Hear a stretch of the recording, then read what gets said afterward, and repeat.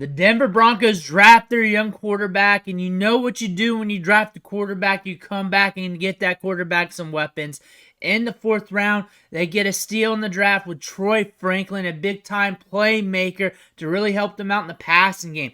Then in the 5th round, in day 3, they were able to capture another steal in the draft with Audric Estime, running back from Notre Dame.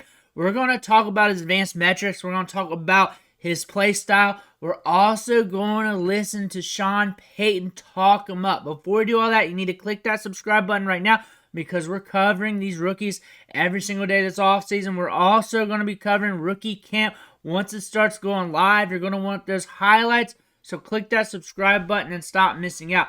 But we're going to start off with Sean Payton and see what he has to say about Audric Estime. It would be first and second down runner. I'm always hesitant to just say someone's third down. We'll kind of see how that unfolds, but he's strong. I think he has real good vision, contact balance. He was one of the higher graded backs after contact. He's a physical player, and we always try to look at comps, and I don't want to do that with him. But man, he is a first and second down runner who I think is strong and has pretty good feet for his size, and played with a real good front, a pro type offense. So he'll have experience relative to the schemes, both under center and in the shotgun. And again, it's always difficult. A lot of times we'll have close friends and family ask, like, why'd you take a runner? You already have it. And it's like, this is an entirely different process that's really factored in with value, going into it a lot. Sean Payton said a lot there. He mentioned value. He fell to the 5th round. They had him graded higher than a 5th round grade because they wouldn't have selected him there. They wouldn't have said he was a value. I consider him a value, considering what you see on tape is better than your typical 5th round running back. When you look at the production, better than your typical 5th round running back, especially coming from Notre Dame. When you look at him, you got a powerful running back with great feet, moves laterally very well, excellent vision, and he is going to be a great pounder for the Denver Broncos because he has plenty of upside for the long term and is a guy that has the potential to climb the depth chart. When you look at his skill set here, of course, he did not do great on the 40-yard dash at 4.71, but we have a good burst score. But we also have good size at 5'11", 221 pounds. He was listed heavier than that throughout his collegiate career, so wouldn't be surprised if he plays around 230 because that's what he was doing at Notre Dame. At least that's where he was listed at. But imagine he trimmed down for the combine a bit. But looking at the running back depth chart, Javonte Williams, Samaje Perine, Jalen McLaughlin, there's a chance for him to carve out a role. Maybe not this year. Maybe it's later this year. Maybe it's next year. But considering he was a productive running back at Notre Dame, considering what we see on tape, where he can win on the field is between the tackles as a first and second down running back. Like Sean Payton said, he could carve out a role. He could be a staple for the team, especially for the long term. And we'll get more on that here later. But I want to call out that he did fail the 40-yard dash, and that's one of the reasons why he was a value. I called this out right when it happened because he ran a 4.71. If he knew he was going to run a 4.71, he would not have ran it. A lot of people pointed out that doesn't matter on the field.